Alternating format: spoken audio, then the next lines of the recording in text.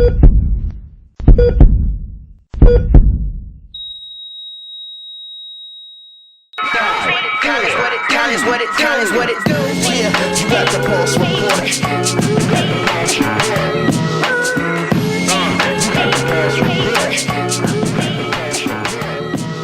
right, what's good with y'all, man? Welcome to the Pulse Report, episode 4. I'm your host, Marco. And I'm your co-host, the Joker One.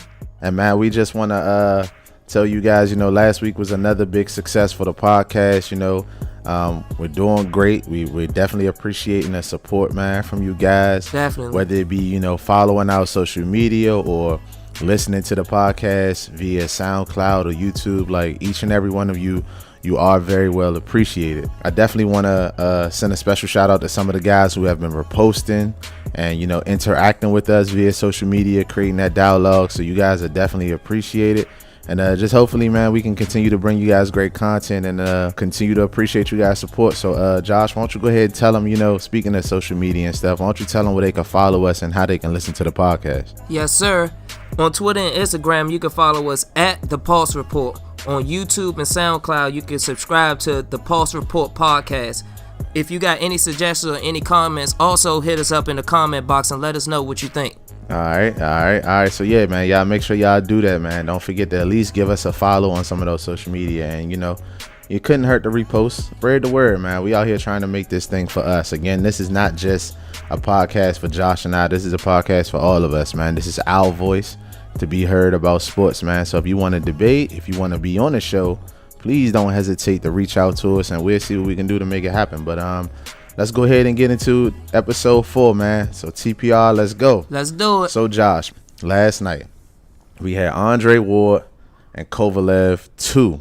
Now for me, I was expecting, I'm not gonna lie, I was expecting Kovalev to come out and seek his revenge after that first match. Kovalev, I thought he won.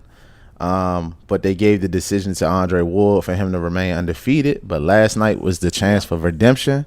And man, oh man, I'm gonna let you start off, man. Why don't you tell the people what happened in round 8? TKO. TKO, man. Andre Ward, man. 8th round TKO. Kovalev, the Russian, I don't know how to pronounce his name. He did not come back for revenge because Andre Ward was just tearing him up the whole fight. Like I said, he gave him an 8th round TKO. It was, hey, it's over and done. Ward is undefeated, showing that he's the best pound for pound right now. What you think? It was pretty upsetting, honestly, in my opinion. I mean, I can't say I was rooting for Andre Ward, but Andre Ward is such a classy guy that I can't hold it against him. Like when he wins, I'm all for it. I was surprised by the TKO as well. I was surprised by the way the fight was going, actually, because I mean, in the beginning, Kovalev was kind of the more assertive boxer, and he was. And once I seen the scorecards, he was actually winning the early rounds. But man, it was some skeptical punches, something that could have been considered a low blow or not. I'm not sure what to call it, but nonetheless, it set Andre Ward up for a couple big shots, man. And Andre Ward is an unbelievable boxer, so I can't take anything away from him. But Kovalev, man, he definitely let us down, man. I didn't know he would, lose by a TKO. Not this guy who was undefeated before his loss to Andre Ward the first time they fought around. So shout out to Andre Ward, man. It's a great, I guess it's a great couple weeks for the Bay Area, considering that the Warriors won the championship, and then Andre Ward comes out here and defeats lays Kovalev. the smack down. Yeah, he did lay the smacketh down on Andre Kovalev. Take it back on him one time. Yeah, so shout out to Andre Ward, man. But that's not been the biggest news in boxing. Not even leading up to the fight. The biggest news in boxing has been money. Now we have a date set for the McGregor and Floyd Mayweather fight. Now, I didn't think that this fight would ever happen, and at this point, I'm still not sure it's going to happen, but I have to take it for face value at the moment. But we finally have a date set for Conor McGregor and Floyd Mayweather. So what do you think about this matchup that's going down, Josh? Honestly, I mean, I don't know what to think. Like you, I thought this fight wasn't going to never happen. I mean, McGregor, he's a bad boy in that octagon, but him fighting Floyd Mayweather in the boxing ring, I see him having no chance. But once I saw the money, if I'm not mistaken, I see Floyd may get $400 million and McGregor gets $127 million. I get a ring for Floyd for that. Wait, whoa. Where are these numbers coming from? You got to send me these numbers, man, because I didn't hear that, and I don't even think is that possible? Like $400 million? Man, that's possible. These are two big draws right now. You know, Money, he ain't gonna fight for nothing less than probably $200 million at this point, coming out of retirement, being 39, 40 years old, and the possibility of getting 49-1. Yeah, he gonna need about 300, 400 million for that. Even though I think McGregor has no chance at beating this guy whatsoever. And I think that's what's gonna make it. I don't think the fight is definitely not going to live up to the hype and the expectation, simply for the simple fact that McGregor is a more aggressive style fighter. I mean, even though we know he's made his name in the octagon, but he's more of a tactician. But we've seen him be lethal in the octagon, where you can use your feet and your knees and stuff like that. I'm not sure of his boxing skill, and I think this is simply because of the name and like how the trash talk and how it originated. But I don't really see Conor McGregor really posing a threat to Floyd Mayweather, because I think it becomes a simple fact that Floyd Mayweather would just outsmart him in the ring. He's going to easily dance around. He's going to play defense. He's going to, use his jab. He's just going to score points. I think it's going to be a very boring fight, but Floyd isn't not in there to be an entertainer at this point in his career. Floyd is in there for a check, and he will get that regardless, and he'll probably come out on top. But check this scenario. Just check this out. Let's say McGregor gets frustrated in the ring, right? Immediately roundhouse kicks Floyd, drops I was thinking the same thing. I just think that McGregor, like, I would buy the pay-per-view twice if that happened. Like, I would buy the replay. Like, how could you not want to see that? Like, I'm sorry if it got to be Floyd, but if McGregor just like literally just roundhouse the hell out of Floyd right in his bald head. I was thinking that, bruh. You know it's gonna be 3-4 rounds. It's gonna be 3 or 4 rounds. He swinging, not hitting them, just getting frustrated, more frustrated and frustrated. And like you said, might just grab Floyd by the legs and put him in a submission hold and try to break his leg or something so he can stop dancing around the ring. And I wouldn't even mind that. I'm a Floyd fan. Don't get me wrong. I'm a Floyd fan. But I know I'm not the only Floyd fan that thought probably his last 8-9 fights, I got ripped off because I was not entertained. I'm one of those people that think, yeah, he spent some of my little $50. What was his last fight? $100 when he fought Pacquiao? Yeah, but I mean, they usually at like the $60, right? Or like $60, like $70 for HD. So yeah, he pretty much stole that from me. Yeah, he pretty much stole that from me because I have not been entertained in this fight. Well, I'm not going to say how I watch other sporting events due to legal obligations, but I went to a fight party, so I didn't have to pay for the Pacquiao. My cousin threw a big fight party, and they had like the big screen blow up in the backyard. Oh, wait, was that hold on, that might have been the Berto fight, now that I think about it. I don't even know if that was the Pacquiao Mayweather fight. But don't even bring that one up. Either way, all of these fights are disappointing when you watch them. I mean, you want to watch Floyd because he's a legend, or he's a living legend, and when it's all said and done, he's going to be one of the greatest of all time. So you want to watch it. You don't want to miss greatness. But it's like, while you're watching it, you like, probably could have did something better with my life today than been sitting here watching this boring fight. But I can't, I'm not the type to throw any shade, and, like, Floyd is who he is, and he got that way being a great defensive and great-minded fighter. So I can't be upset with how he, decides to win. It's all about winning. It's not really how you win. It's, it's all about the W's and L's, and Floyd doesn't have any. And McGregor has lost before. It's not like we're talking about an undefeated guy in the UFC. But then he fight somebody that was like extremely more bigger than him, more physically bigger than him. He fought him at the last minute type of thing too.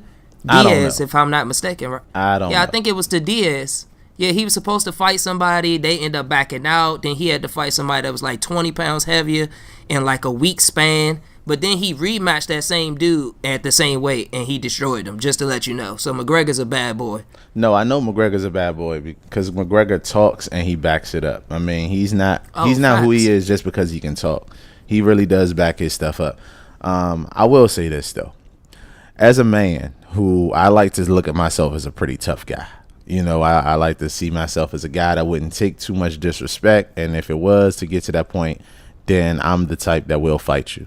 If it's one thing that I won't do, though, I won't get in that octagon, man. I'm serious. I just think that those guys are a different breed of men and women. Oh, yeah. Because they know it's something. dangerous in there, man. Like, I've seen people go to sleep. Like, my biggest fear is getting knocked out in front of people. Like, I don't want to go to sleep in front of people. You know what I'm saying? If I'm going to lose a fight, let me get up and walk away, shake your hand or whatever. But please don't knock me out cold while I'm sleeping. Somebody's trying to wake me up. And, you know what I'm saying? I end up on World Star. I went viral for all the wrong reasons. Yeah, that'd be the worst. Yeah, that is like my biggest fear. That is my biggest fear. So, with that being said, I have nothing but the utmost respect for the people that stepped in that octagon and people like Conor McGregor who, like I said, he backs up everything that he says. He's clearly the biggest name in their sport. And I think it's great, actually, that they're trying to get, you know, some of these guys to step into the boxing ring because it's different. You know, it's more of a street fight when you're in the octagon. I mean, it's very tactical. Don't get me wrong. I won't take away from their craft, but you still get to do a lot of things that you wouldn't be able to do in the boxing ring. So I think in boxing, you have to be a lot more tactical. You have to have a game plan for real and kind of be able to execute it. So I'm not sure if Conor is used to that. I heard like he hasn't really boxed since like a youth, like when he was young. Right. So I'm not sure if this is really the place for him to kind of try to make a name. I don't see him eventually becoming a boxer, but this might open the door for other UFC fighters who want to get in the boxing ring. You know, I think it'd be great for the sport considering that boxing, it's not dying right now because you have some great fighters, especially in the middleweight and welterweight division. But for the most part, there's not a lot of big names in boxing. So they need a lot of new faces maybe. Yeah. You know, maybe some new faces. So maybe this might be a good thing. Who knows? We'll see. If Conor McGregor goes out there and beat Floyd Mayweather, he's the greatest of all time. I don't care. He's the greatest boxer of all time in my eyes. I don't care what anybody say. You can debate me. Like the KD commercial say, debate this. Okay? Debate this, huh? Hey, this is just a warm-up fight for the Canelo versus Triple G, because that's the real fight that everybody wants to see. That is the real fight, and we really need to work on getting some tickets, man. Listen, if y'all are some real fans, send me and Josh to Vegas. You know what I'm saying? I guarantee you we're going to bring you a great podcast episode. Oh, for sure. Send us to Vegas. You know, don't hesitate. Please. Don't blink. Don't hesitate. Send us to Vegas. Go ahead, book 2 tickets. You know, 2. Give them to us. And we're going to go to the fight. I mean, we're not going to go inside the fight because we don't make that much money. But we'll stand outside the fight. You feel me? And bring you guys some great content from outside the building. You feel me? Make you feel like you're there too. You know what I mean? Exactly. Remember, this is our podcast, all of us. So, you know what I'm saying? Send us to the fight, you know, because we family. But we'll see how that goes, man, because I'm definitely excited about the Canelo Triple G. I'm sad that I still got to wait like 2.5 months for that to happen. Don't worry, bro. It's right around the corner. It is, and I'm pretty sure it's going to be worth the wait. It's going to be worth the wait. I got it being 10 times better than the Floyd and McGregor fight. And 10 times better than the Ward and Kovalev fight, to be honest with you. For sure.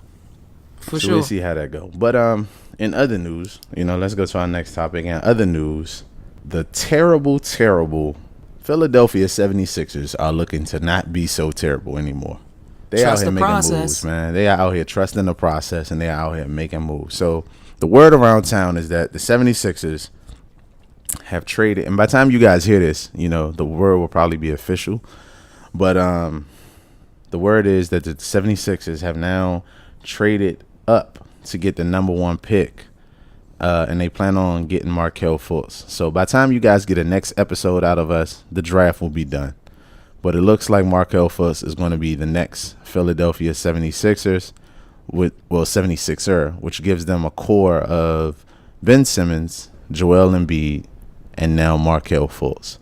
I don't know about you, Josh, but I love that. That sounds like a very good core group of basketball players. I mean, what do you think about the move? Oh yeah, I think that's nice. Like I think Simmons is going to be great, even though he didn't play any time last year. From what I saw at him at LSU, the vision, the height, the length, he's going to be good. Fultz is a nice scorer.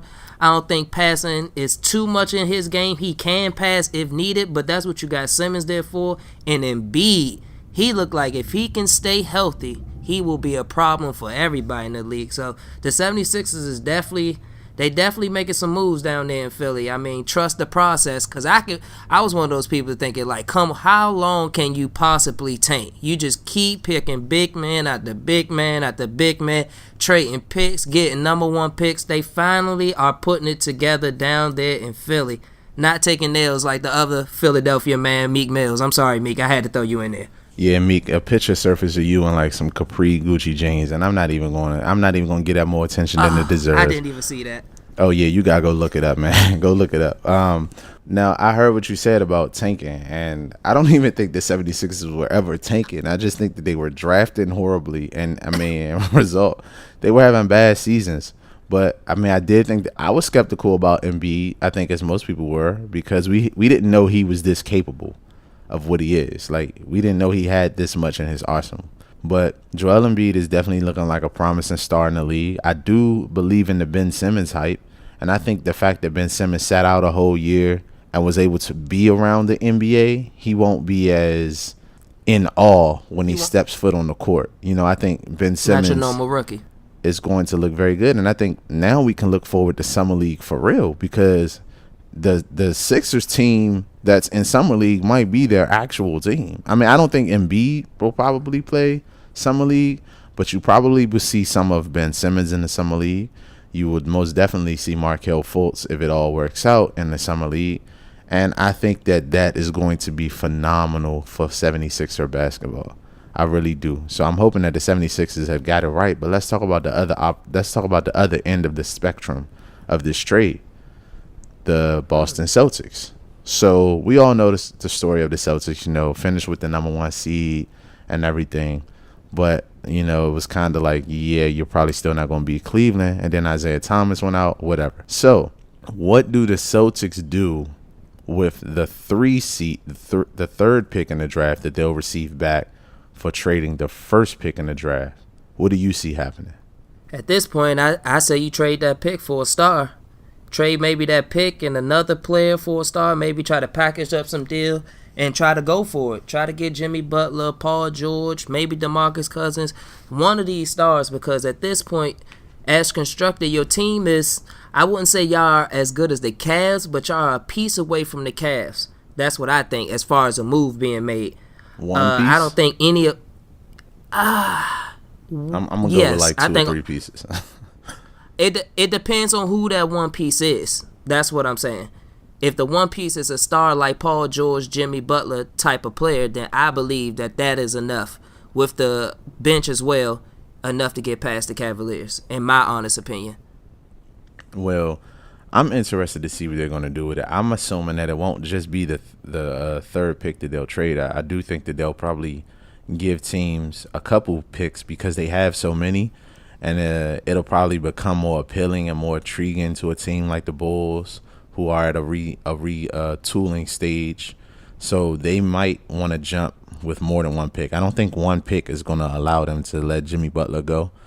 But I do think that will be the most reasonable thing for the Celtics to do. Will probably go after Jimmy Butler, basically because Paul George, there's no guarantee that Paul George will stay. I mean, if you trade Paul George, he's still a free agent next summer. You know what I'm saying? So that's true.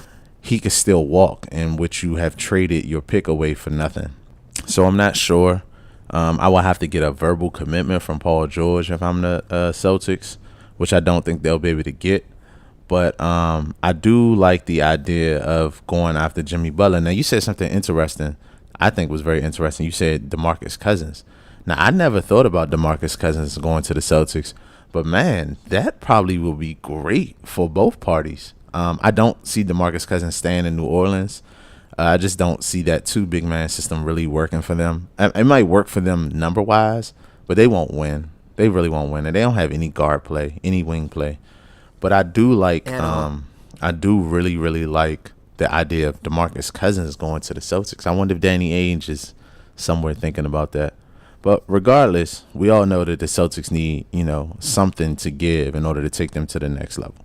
Yeah, and they have to do it quick with Isaiah Thomas creeping up there in age and him facing possibly getting a max contract. I mean, that can go either way. Is he going to take a pay cut so their team can stay, in contentions and possibly make a championship run, or does he want his money? Because he has been underpaid his whole career. And this year he went out and earned his Isaiah Thomas. His whole career, he literally just had like 1.5 good years, bro.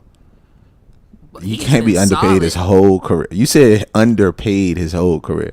Like before last season, Isaiah Thomas wasn't worth like a bag of Cheez-Its and a Subway, a Metro card. Like he wasn't really worth that much. I guess he wasn't that bad. He did play for some bad teams. Come on now. This was the first time that the team let him get the respect he deserved and for him to get the ball like he's supposed to get. That's why his numbers were... I'm not really on the Isaiah Thomas train. I really appreciate his heart and how well he goes out and plays, night in and night out. I mean, he almost averaged 30 points. I can't take that away from him. But I just don't see a team investing in Isaiah Thomas.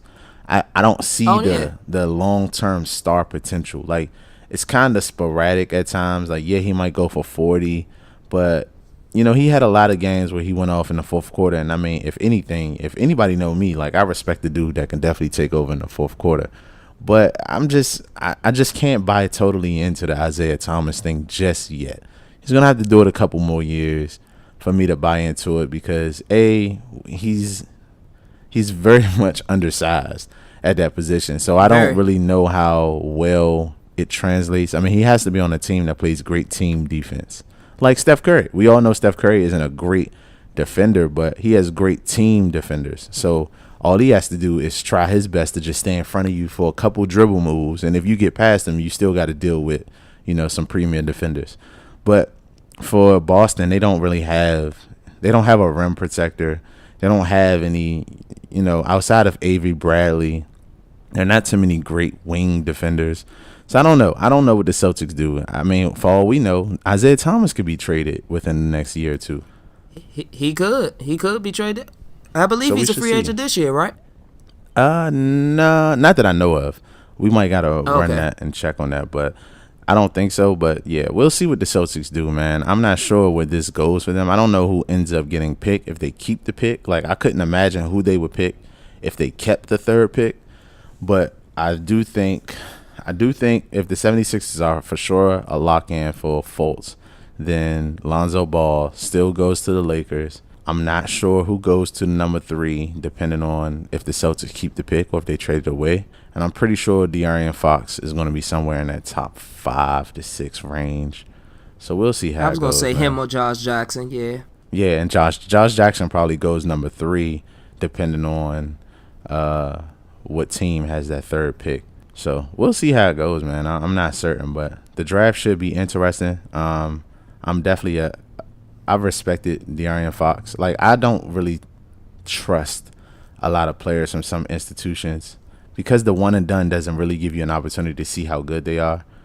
But De'Aaron Fox, I think he's the real deal, man. And I think once he put on a little bit of weight, he'll be a nice guard in the league. I don't see superstar all over him, but I do see a nice, solid, at least a star. I think he can make an all-star game or two. Who knows?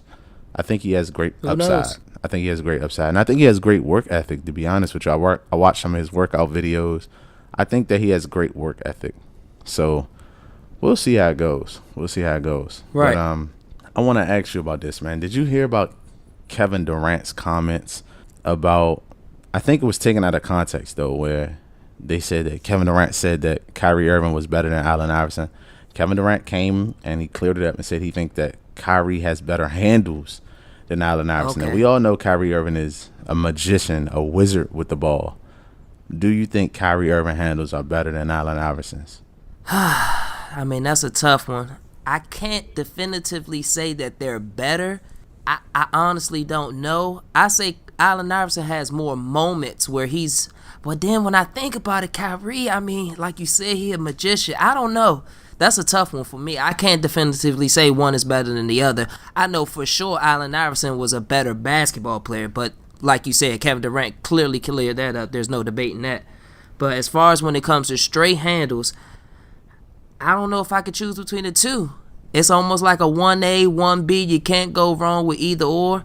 I say Kyrie's is a little more polished, if that means anything. But AI, just the raw talent that he had makes it, I don't know. Like I said, I don't know. I have to leave that one up to you. What do you think? Man, I think it's a quality debate at this point. I think that Kyrie Irving has shown that he's by far the best ball handler in the NBA. Very crafty with the ball. But Allen Iverson in his time was the most craftiest with the ball as well. And both of them have crazy finishing ability. But, I mean, we know who the better player is. I don't think that that's up for debate at all. When it comes to just handles, man, Kyrie has had his moments. Iverson just, I mean, you got to take what his resume. Like, Allen Iverson put in a lot more years than Kyrie Irving. Kyrie Irving has had his moments, but Allen Iverson has literally put people on the hardwood. You know what I'm saying? Like, he's dropped a lot of defenders, literally. Bodies. Yeah, like they fell. And, I mean, he has probably one of the most iconic moments in NBA history when we all know when Allen Iverson was a rookie, if I'm not mistaken, and he took Jordan to school. You know, not only did the killer crossover work, but he hit the shot. You know, like, that's the biggest thing. Like, the crossover kind of doesn't matter if you don't hit the shot, but he hit the shot on who's, I don't care what anybody says, who's undoubtedly the greatest player of all time, Michael Jordan. So that moment right there would just give Allen Iverson the edge to me. I'm sorry. Until Kyrie Irving, well, the best player in the world right now is LeBron James, who happened to be his teammate, so he can't cross him. But the league isn't really, and Michael Jordan was, you know, one of the best defenders in basketball as well. But yeah, there's not a lot of great defenders at the guard position, at the point guard position. Like, all of the great offensive point guards aren't really that good on defense. Damian Lillard, Steph Curry, Kyrie Irving, Isaiah Thomas. Like, these guys are terrible defenders. So I don't know. You know, I know that Kyrie Irving can't be checked one-on-one, but Allen Iverson just did it at a higher clip. Like, Allen Iverson literally carried his team to the finals by himself as a 6-foot guard. Yeah, so I'm sorry. I don't think Kyrie Irving has that ability. And again, I guess that goes back to who's the better player, but we're just talking about handles. I don't know, man. I don't want to take anything away from either one of the guys. It's a close call. You can't go wrong either way. That's what I say. You can't go wrong either way. If I was blessed, I would just wish to be blessed with either one of their talents. You know what I'm saying? Maybe I could have been in the NBA taking care of my family. But definitely, that is definitely a barbershop conversation, though. Like, I would love to hear people. Matter of fact, you know, listeners out there, you know, take advantage of our Twitter handles and, you know, our Instagram posts and tell us, what do you think? Maybe we'll make a post. We should make a post on Instagram about who has better handles, and that'll create some dialogue with some of you guys. But you guys, please don't hesitate to, you know, involve yourselves in some of these conversations, because we definitely want to hear from some of you guys. So tell Josh and I what you think, who has the better handles between Kyrie Irving and Allen Iverson. But who knows? I'm not sure. But I tell you one thing. I tell you who has the best T-shirt game. I don't know about handles, but you know who got the best T-shirt game? Draymond Green. Hey, Draymond Green and LeBron James, for all of you who didn't know, they had a couple posts of Instagram wars this past weekend, or this past week, should I say. We all know that the Warriors won the championship, and they had their parade on Thursday, if I'm not mistaken. But yeah, that was Thursday. Draymond Green, for those who don't know, last year, I mean, unless you've been hiding under the rock, last year the Warriors were up 3-1 in the NBA Finals. The Cavs came back and won. During their championship parade, LeBron James wore a T-shirt that said "Ultimate Warrior." Genius, LeBron. I love it. I love it. I mean, I'm all for the pettiness, by the way. I love the petty stuff that goes on in the league. But LeBron took a super shot at the Warriors when he wore the Ultimate Warrior T-shirt. And it was great because it was like, either you get it or you don't.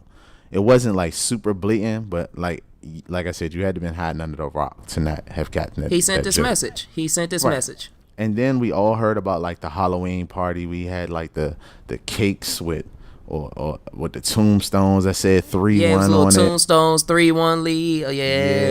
They was rubbing it in to the Warriors. So LeBron was, I didn't know LeBron could be so petty. LeBron, you might be becoming, more favorable to me. If I knew you was this petty, I would have liked you a long time ago, bro.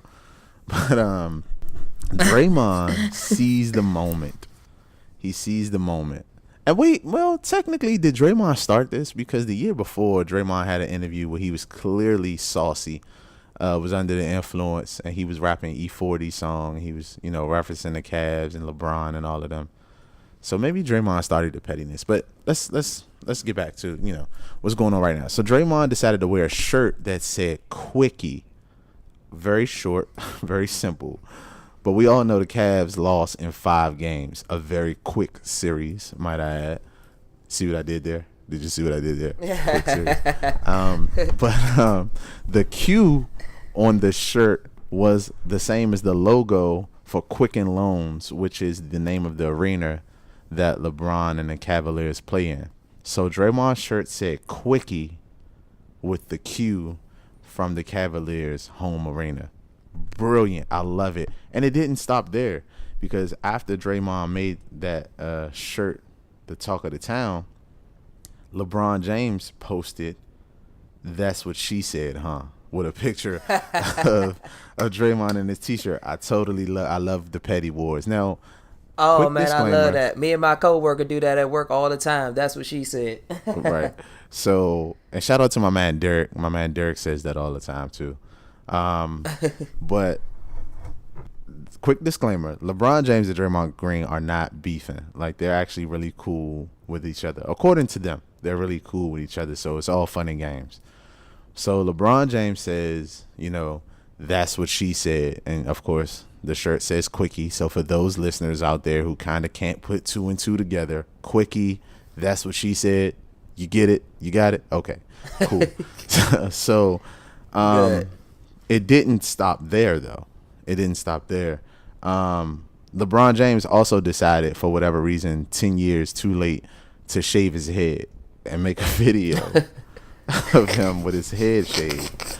LeBron, anybody know me, I've been saying LeBron need to go ahead and rock the ball head. I know LeBron can pull it off. LeBron got a little swag with him. You know what I'm saying? You the best player in the league. You the man, bro. You could have been pulled off the ball head. You kind of look a little weird, though. I ain't gonna lie, because you got like a 5 o'clock shadow, and that's probably from all of the Beijing and the dye you've been putting in your hair.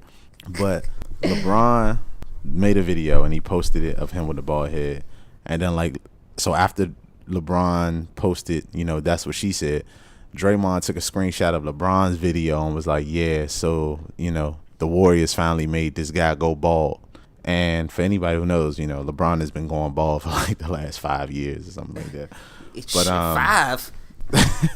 The petty wars, man, and it was all fun and games, but I do love it. And it didn't stop there. Draymond had a chance to speak at the parade, and he alluded to LeBron, saying that he never been on a super team, but LeBron kind of created the super team. Those are Draymond's words, not mine, although I stand with Draymond on that one.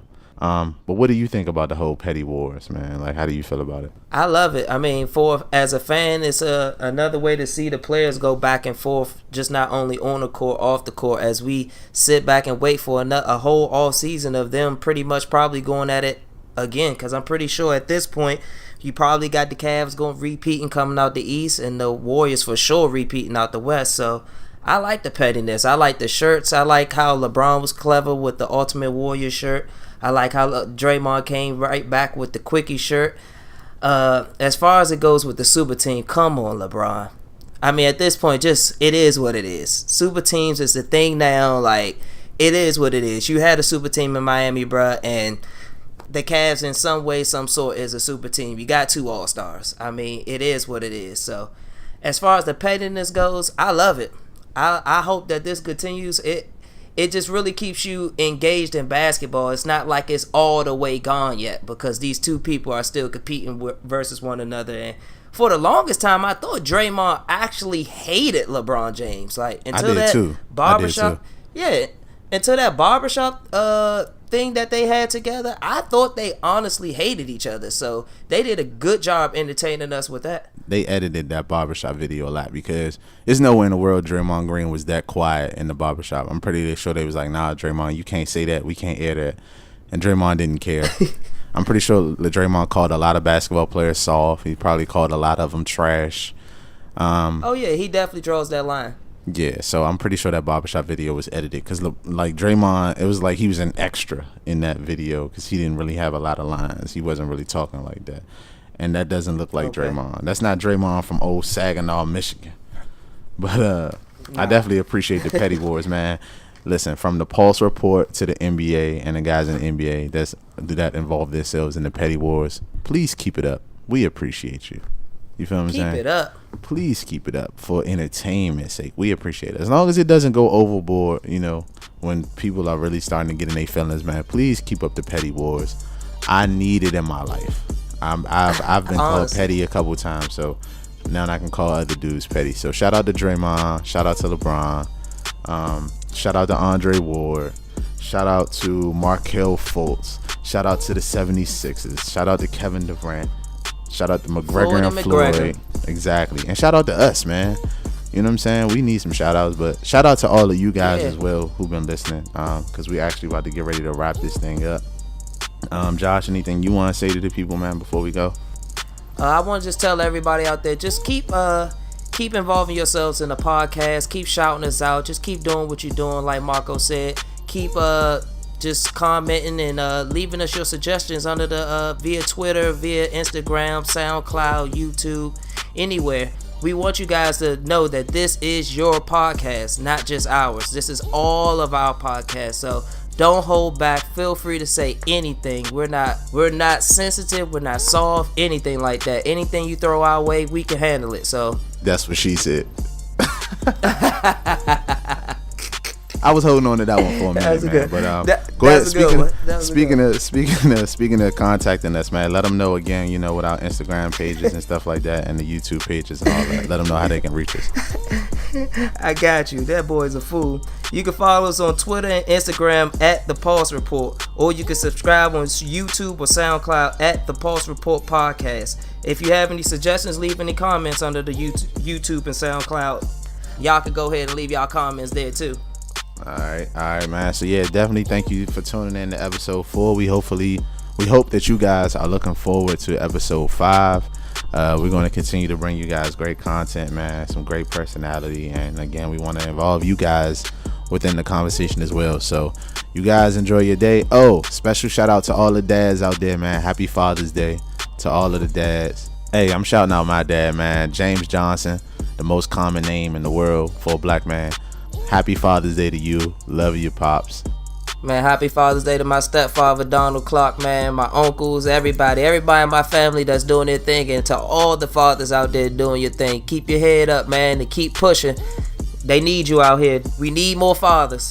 Absolutely. So, man, you guys enjoy your week, man, and we'll be getting in contact with you guys in about a week, man, for the next episode. So, thank you for listening again. TPR, we out. We out of here. What it do? Yeah, you got the Pulse Report.